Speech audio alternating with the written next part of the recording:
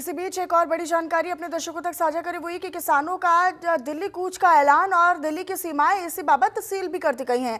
दिल्ली के कई हिस्सों में धारा 144 लागू कर दी गई है। 13 फरवरी को किसानों का दिल्ली मार्च का प्लान है। तो दिल्ली कूच करने का ऐलान किसानों ने कर दिया है। 26 संगठन 13 फरवरी की तारीख जब 26 किसान संगठन मिलकर दिल्ली कूच का ऐलान कर चुके हैं।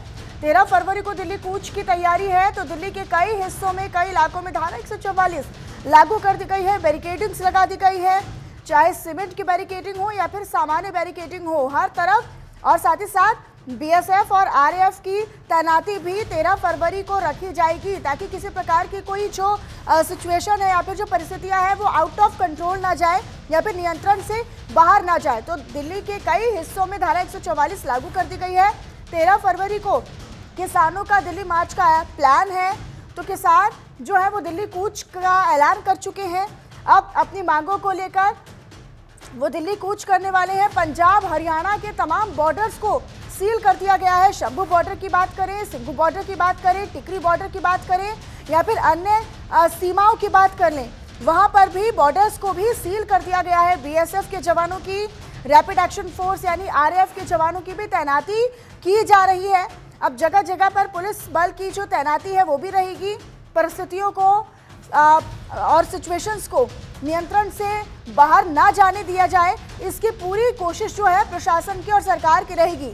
तो अपनी कई मांगों को लेकर सरकार के खिलाफ विरोध करते हुए किसान संगठन जो है वो दिल्ली कूच करेंगे। पंजाब हरियाणा के तमाम बॉर्डर्स को, सीमाओं को अब सील कर दिया गया है।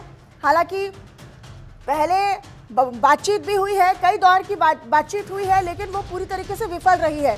तो दिल्ली कूच के बाद, ऐलान के बाद अब सरकार अलर्ट है, प्रशासन अलर्ट है। किसान आंदोलन को लेकर दिल्ली कूच का जो प्लान है वो किसानों का है। सिंघू और औचंदी बॉर्डर पर भी धारा 144 लागू कर दी गई है। दिल्ली सीपी ने व्यवस्थाओं का जायजा भी लिया है और लगातार प्रशासनिक स्तर पर जो बैठकें हैं वो भी चल रही हैं। केंद्र सरकार किसानों को मनाने में फिर से जुट गई है।